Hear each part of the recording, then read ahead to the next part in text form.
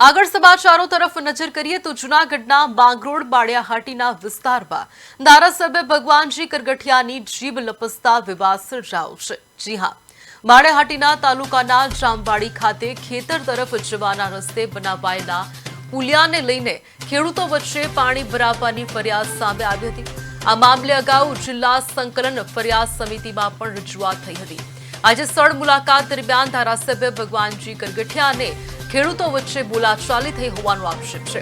ખેડૂતોનો આક્ષેપ છે કે ધારાસભ્યએ તેમની સાથે અભદ્ર વાણી અને વર્તન કર્યું હતું।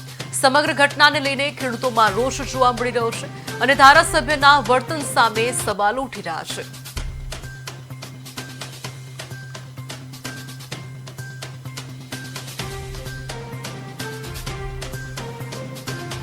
એટલે ધારાસભ્ય હું ને મામલતદાર ત્રણેય ગયા હતા અને આપના કાર્યકર ત્યાં આવી અને મારી સામે દલીલ કરતા હતા। એટલે મેં એને કીધું કે ભાઈ આ ગેરકાયદેસર છે ને પુલ તોડવો જરૂરી છે। એટલે બોલાચાલી થઈ છે અને સામાન્ય જે કંઈ રૂટિનમાં અમારો શબ્દ વપરાણા હોય એ રૂટિન શબ્દો છે આ વિસ્તાર માટે। કોઈ ગાળું બોલ્યો નહીં કોઈ।